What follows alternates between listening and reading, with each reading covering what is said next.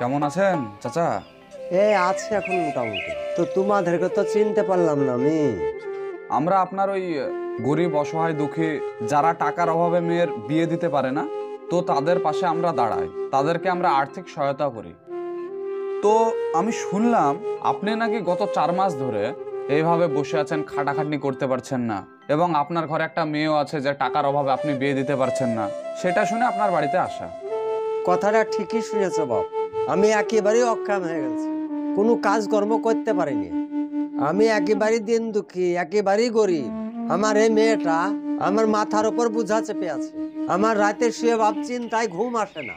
তোমরা যখন বলছো বিয়ে দেওয়ার ব্যাপারে, বাপ আমার, তুমি যদি আমার এই মেয়েটার বিয়েটা দিয়ে দিতে পারো তাহলে আমি খুব উপকৃত হব। শোনেন চাচা, এটা যেমন আপনার মেয়ে, আমরাও আপনার ছেলে, তো বড় ভাই হিসাবে তো ছোট বোনের বিয়ে দেওয়ার আমাদের কর্তব্য, তাই না? আপনি এক কাজ করবেন, কাল সকালে আপনার মেয়েকে আমাদের সঙ্গে পাঠাবেন। হ্যাঁ, গ্রামের কিছু 1-2 বাড়ি দেখে কিছু টাকা আদায় করে দেবো। ঠিক আছে বাপ, তোমার হাত ধরে বলছি আমি। আমার মেয়েটাকে তুমি নিয়ে যাবা, আমার এতে কোনো আপত্তি নাই। তবে আমার মেয়েটার জন্য বিয়ে হয়ে যায়, এটি আমি চাই। ঠিক আছে, আমরা আসছি, কোনো অসুবিধা নাই, বিয়ে দিয়ে গেলে আমরা ছাড়বো। ঠিক আছে, আসছি তাহলে। হ্যাঁ চাচা থাকেন।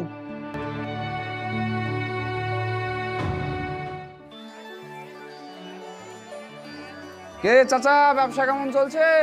ব্যবসা বাবা ভালো চলছে না। এই রোজার রমজানের মাস তো, বেচা কিনাই না। এই মেয়েটাকে চিনতে পারছেন? না, চিনতে পারছি না। আরে আমাদের গ্রামের আফজাল চাচার মেয়ে।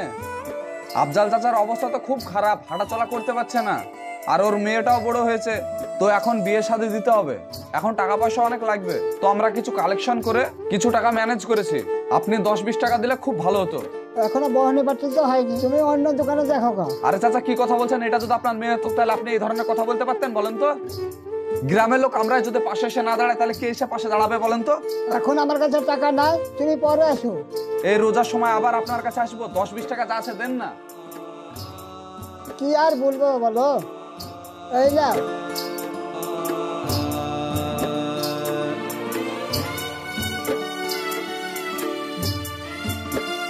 এই মেয়েটার বিয়ের জন্য 10-20 টাকা দিলে খুব ভালো হতো।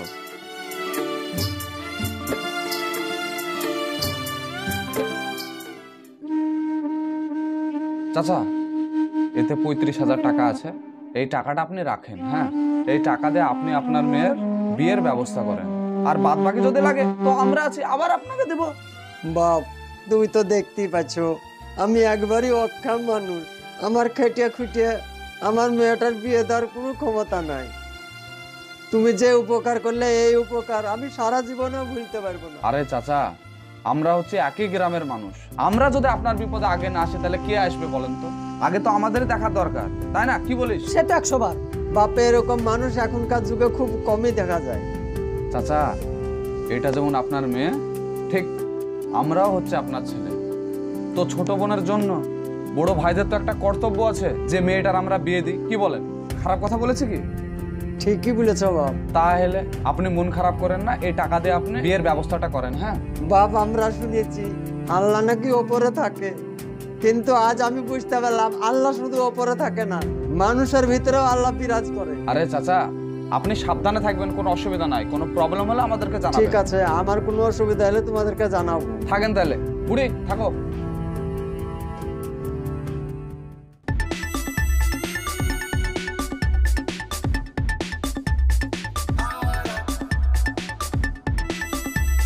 ভাই, তোমার সাথে আমার একটা কথা আছে।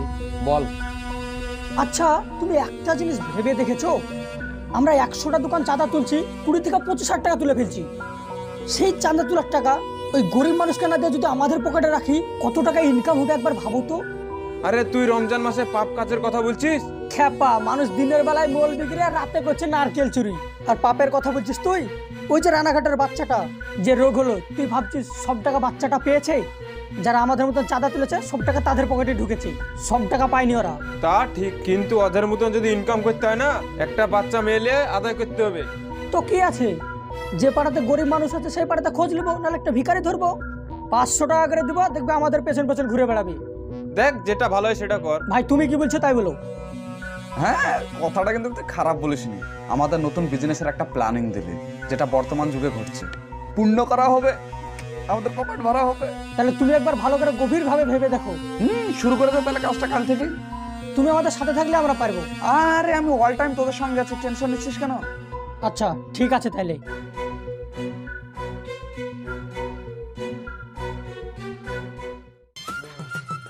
ভাই হ্যাঁ, এই মাসের টাকাটা রাখ। 9,000 টাকা আছে। ভাই এই মাসের টাকাটা 8,000 টাকা আছে। ভাই এ মাসের 8,000 টাকা। ভাই এই মাসে 650 টাকা। কি?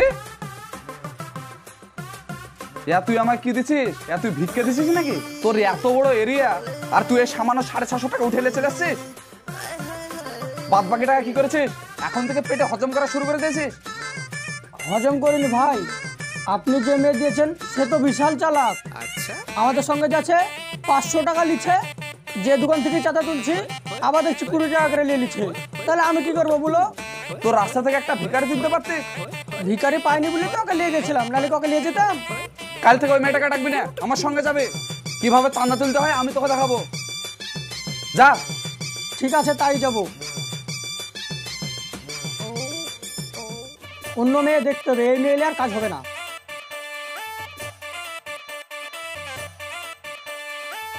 এই কোথায় পালাচ্ছিস? শোন, তোকে খুঁজবো কত রে? তোর বাড়িতে গেছিলাম, তোর মা বললো নাই। কোথায় গেছিলি? আমি কোথাও গেলে আপনাকে বলে যেতে হবে নাকি? কি দিন গেলে 500 টাকা করে দিচ্ছি, এতে তোমার পেট ভরছে না? তোমার কত টাকা দরকার? হ্যাঁ, আমি আর আপনাদের সাথে কাজ করব না। রাস্তা ঘুরে ঘুরে 500 টাকাটা পাঁচতে ওর লেগে গায়ে লাগছে না? না না শোন, তোর মার সঙ্গে কথা বলে এলাম। তোর মা বললো যদি না যায় আমাকে একবার বলবা, ওর ঠ্যাং ভেঙে আমি বাড়িতে রেখে দেবো। এবার তুই কি বলছিস তাই বল। আমি তো বললাম আর কাজে যাব না। ঠিক আছে, আর 200 টাকা ধরে নেবে, 700 টাকা দেবো। চল আজকে। আর আপনাকে আমি বললাম তো যাব না। আরে তোকে কিছু বলতে হবে না, তুই চুপচাপ দাঁড়িয়ে থাকবি। আমার দাঁড়ানোর দরকার নাই। মারবো এক চড়, জানিস? একই কথা যাবো না বলে। চল। চলেন।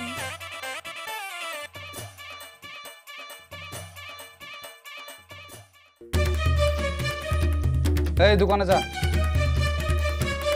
বলছি কাকা, ওই যে মেয়েটাকে দেখছেন আর বাবার দুটো কিডনি নষ্ট হয়ে গেছে, তো অপারেশন করতে 3 থেকে 3.5 লাখ টাকা খরচ হবে।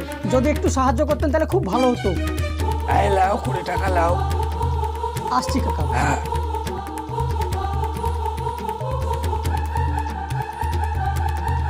আসসালামু আলাইকুম। ওয়ালাইকুম আসসালাম। এই যে অসহায় মেয়েটাকে দেখতে পাচ্ছ, তো ওই মেয়েটার বাবার কিডনি নষ্ট হয়ে গেছে। তো অপারেশন করতে মোটামুটি 3 থেকে 3.5 লাখ টাকা খরচ। তো আমরা যতটা পেরেছি চাঁদা তুলে জোগাড় করেছি। যদি তুমি 250 টাকা দিতে তাহলে মেয়েটার খুব উপকার হতো। এইভাবে দিতে দিতে আমরাই শেষ হয়ে যাচ্ছি গো, আমরা ছোট ব্যবসায়ী। লেও। এদিকে শুনুন, এখানকার ব্যবসায়ী সমিতির পক্ষ থেকে আমাকে অভিযোগ করেছে তোমরা অবৈধভাবে এইসব ব্যবসায়ীদের কাছ থেকে পয়সা তুলছো, এটা কি ঠিক? না স্যার, কোথাও ভুল হচ্ছে আর কি। এই যে অসহায় মেয়েটাকে দেখতে পাচ্ছেন, এর বাবার কিডনি নষ্ট হয়ে গেছে। অপারেশন করতে 3 থেকে 3.5 লাখ টাকা খরচ। গরিব মানুষ অত টাকা কোথায় পাবে? তো আমরা কিছু জন অ্যাকচুয়ালি চাঁদা তুলে অপারেশন করে দেওয়ার একটা ব্যবস্থা আরে করছি। এটা তো ভালো কাজ। শোনো, এরা যে কথাগুলো বলছে সেটা কি ঠিক? হ্যাঁ স্যার। শোনো, কথা ঘুরিয়ে পেঁচিয়ে বলবে না, সুজে সুজি বলো। যদি মিথ্যা হয় তাহলে তোমাকে জেলে পৌঁছতে হবে। ঠিক করে বলো।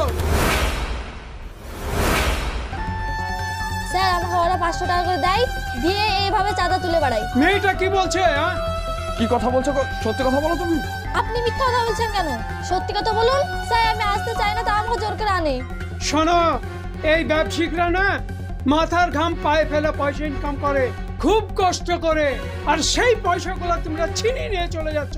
এটাকে এক ধরনের চুরি বলে, বুঝতে পেরেছো? গ্রেপ্তার করো সবাইকে। আর তুমি বাড়ি যাও, প্রয়োজন হলে থানায় তোমাকে ডাকতে পারি, বুঝতে পেরেছো? যাও। ঠিক আছে। আর তোমরা চলো সব থানায়। মানুষ এখন ইনকাম করার জন্য নতুন নতুন কৌশল চালু করে দিয়েছে। যাদের অরিজিনালি সমস্যা তারা পাচ্ছে না টাকা, আর তাদের নাম ভাঙে কিছু লোক টাকা পয়সা লুটে পুটে নিচ্ছে। তাই আপনাদের বলছি, বোকার মতো কাজ করবেন না। টাকা চাইলো আর আপনি দিয়ে দিলেন, এটা ভুল। সবকিছু জেনে শুনে দিবেন। আর একটু সন্দেহ হলে থানায় অবজেকশন জানাবেন, কারণ এই ধরনের কর্মকাণ্ড কিন্তু অনেক বেড়েই চলেছে। সো ভালো থাকবেন, সুস্থ থাকবেন, দেখা হচ্ছে আপনাদের সঙ্গে আবার নেক্সট ভিডিওতে।